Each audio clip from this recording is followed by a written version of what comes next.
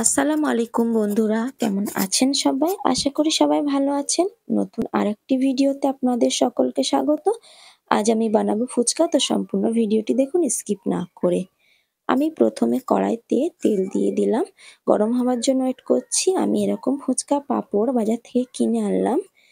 তো এরপর তেলটা গরম হয়ে গেছে, তো আমি ফুচকাগুলো ভেজে নেব। এই ফুচকাগুলো কিন্তু রোদে শুকানোর পরে ভাজলে আরো বেশি সুন্দর হয়। তো দেখুন ফুচকাগুলো কত সুন্দরভাবে ফুলছে। আপনারা কে কে ফুচকা খেতে ভালোবাসেন অবশ্যই কমেন্ট করে জানাবেন। তো আমি এখানে সব ফুচকাগুলো এভাবে করে ভেজে নিচ্ছি। আমার ফুচকাগুলো এখানে মোটামুটি ভাজা কমপ্লিট। তো দেখুন কত সুন্দর হয়েছে ফুচকাগুলো।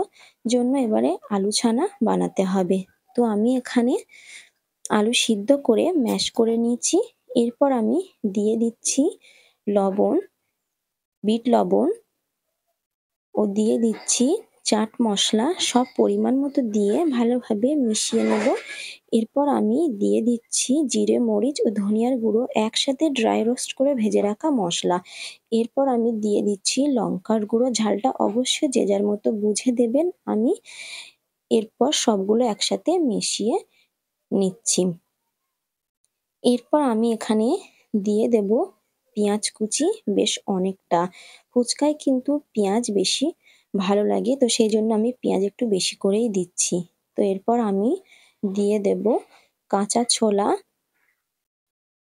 আমি সিদ্ধ ছোলা দিইনি, আমি এখানে কাঁচা ছোলাই দিচ্ছি। তো এরপর দিয়ে দিচ্ছি বাদাম, চানাচুর ও দিয়ে দেব ধনিয়া পাতা কুচি, কাঁচা লঙ্কা কুচি ও এক টুকরো লেবুর রস দিয়ে ভালোভাবে মিশিয়ে নেব।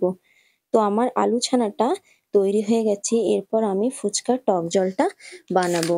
তো ফুচকার টক জলটা বানানোর জন্য আমি একটা পাত্রে জল নিয়ে নিলাম। এরপর আমি দিয়ে দিচ্ছি বিট লবণ ও দিয়ে দিচ্ছি লবণ। এরপর আমি তেঁতুল নিয়ে ভালোভাবে জলের সাথে মিশিয়ে তেঁতুলের যে খোসা ও ছিবড়াটা সেটা আমি ফেলে দেবো। আমি এখানে পুরানো তেঁতুল ইউজ করলাম। তো এরপর আমি দিয়ে দেব জিরে, মরিচ ও ধনিয়ার গুঁড়ো।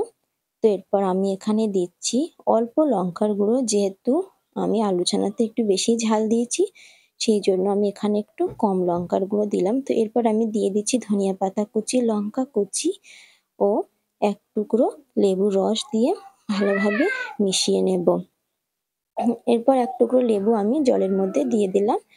এরপর আমি দিয়ে দিচ্ছি জলজিরা দিয়ে ভালোভাবে মিশিয়ে নিচ্ছি। আমার টক জলটা মোটামুটি রেডি হয়ে গেছে। এখানে জলজিরা অথবা পানিপুরি মশলা যে কোনো একটা দিলেই হবে। তো এরপর ফুচকাটা খাওয়ার পালা। তো আমি সার্ভ করছি। দেখুন কত সুন্দর হয়েছে ফুচকাটা, দেখেই তো লোভ লাগছে। ফুচকা দেখে কার কার লোভ লাগছে অবশ্যই কমেন্ট করে জানাবেন।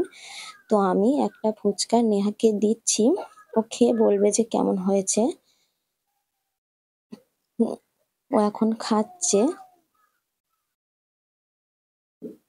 কিন্তু খুবই সুন্দর বললো। তো আমি একটা খেয়ে নিই, যেহেতু আমার অনেক বেশি লোভ লাগছে। আমি একটা ফুচকা নিয়ে নিচ্ছি।